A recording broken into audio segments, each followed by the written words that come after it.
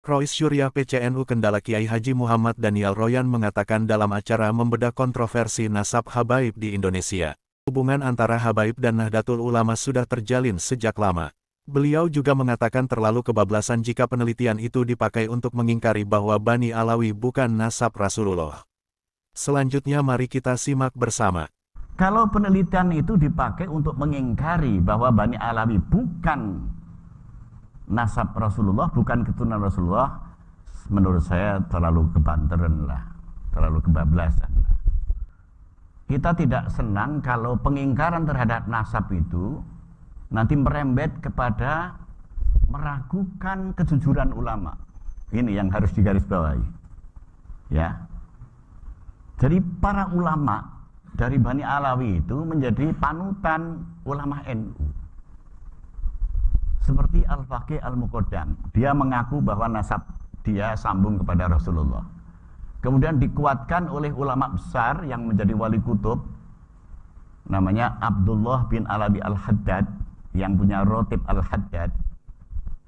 Dia punya guru Umar bin Abdurrahman bin Nagil Al-Attas, punya Rotib Al-Attas.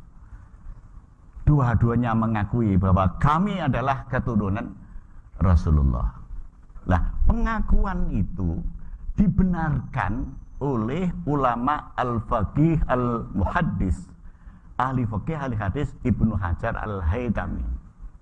Kitab Tuhfah yang menjadi rujukan kaum Syafi'i. Dibenarkan juga oleh Yusuf bin Ismail An-Nabhani, gurunya Mbah Hasyim Asy'ari. Dibenarkan juga oleh ulama-ulama yang lain. Ya, jadi ada peran para habaib Bani Alawi kepada ajaran NU. Saya tulis di buku yang saya tulis ini, ya, Hakikatu Ahli Sunnah wal Jamaah. Di bagian paling akhir saya membuat kesimpulan, ya, bahwa di dalam ajaran NU ada 3 iltizam, 3 keharusan. 1, harus mengikuti madhab fikih 4. Hanafi, Maliki, Syafi'i, Hambali. Yang kedua, wajib mengikuti madhab kalam atau madhab teologi, yaitu madhab Asy'ari dan Maturidi. Yang ketiga, wajib mengikuti madhab tasawuf, yaitu madhab Junaid al-Baghdadi dan madhab al-Ghazali. Nah, keputusan Kiai Hasyim seperti ini dari mana? Dari kaum Bani Alawi, dari Bani Alawi itu. Karena ya, kesimpulan bahwa Ahlus Sunnah wal Jamaah itu Asy'ari dan Maturidi itu ngutip dari ulama namanya Sayyid Muhammad Murtadha Az-Zabidi yang ngarang kitab itu, Ithafus Sada Al-Mutakin, Syarah Ihya. Di situ dikatakan, sampai saya hafal karena menjadi penulis, idza utliqa ahlus sunnati wal jamaati fal muradu bihim al asy'ariyatu wal maturidiyatu.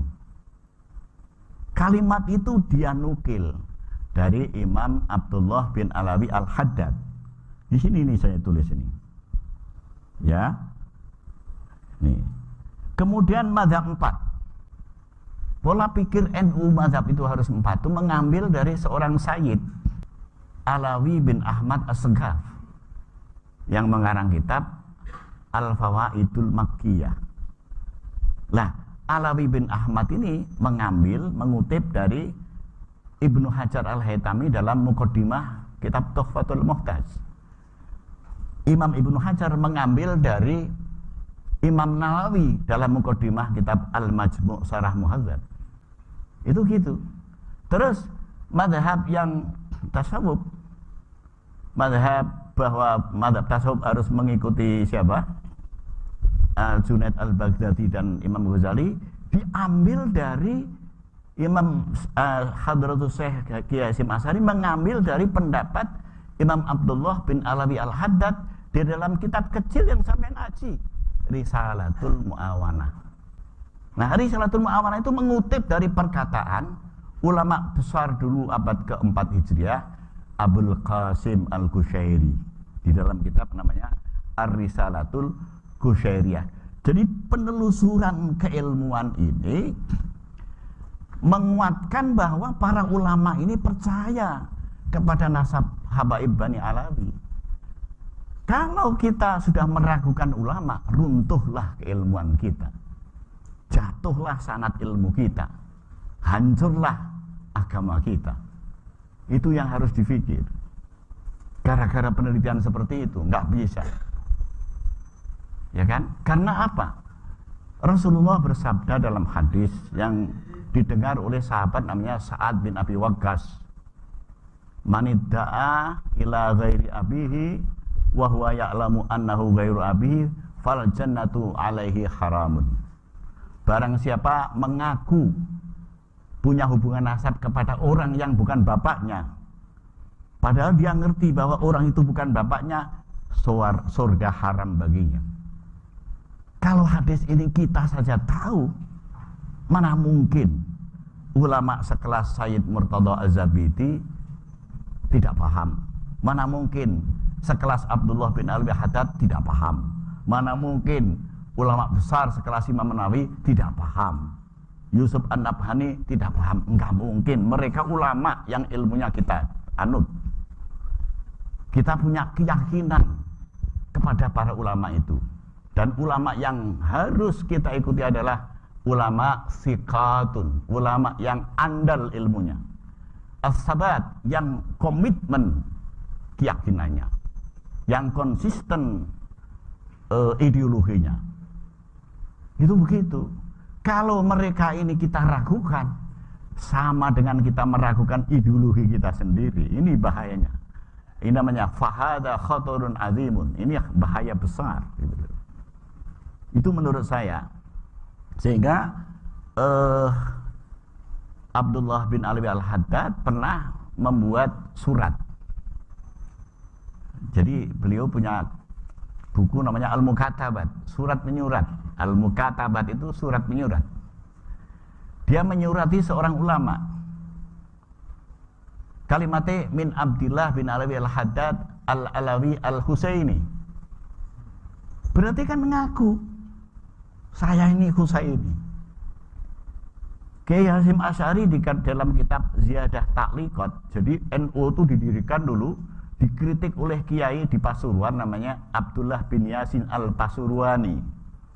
Kemudian kritik Al-Pasurwani dibalas kritik oleh Kiai Hasyim, judulnya Ziyadah Ta'liqat, bahwa Anda mengutip syair itu, Anda mencuri dari syair karangan Al-Imam Al-Habib Abdullah bin Alawi Al-Haddad. Ki Hasyim cetha nulis ngono kuwi. Berarti Ki Hasyim ngakoni kalau Abdullah bin Al-Haddad itu Habib Bani Alawi sambung kepada Rasulullah, karena disebutkan Al-Habib, disebutkan Al-Haddad. Kemudian di dalam Qanun Asasi Ki Hasyim mengakui qala As-Sayyid Ahmad bin Abdillah As-Segaf. Ada As-Sayyid, ada As-Segaf. Berarti ada ulama yang dulu ketua Rabithah Alawiyah namanya Ahmad bin Abdullah As-Segaf, diakui oleh Ki Hasyim. Di dalam kitab Risalatu Ahli Sunnah wal Jamaah, Ki Hasyim sering mengatakan qala As-Sayyid Muhammad fi Syarhil Ihya'i.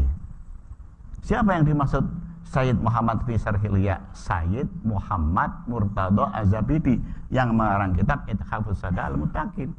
Jadi Ki Hasyim itu mengakui. Kalau Ki Hasyim mengakui, masa kita enggak? Masa kita ragu-ragu? Jadi wa yahrumu at-tashkiku fil ulama'i. Tidak boleh menciptakan keraguan terhadap ulama. Ya, bahaya ini. Bisa meruntuhkan ideologi, bisa meruntuhkan akidah.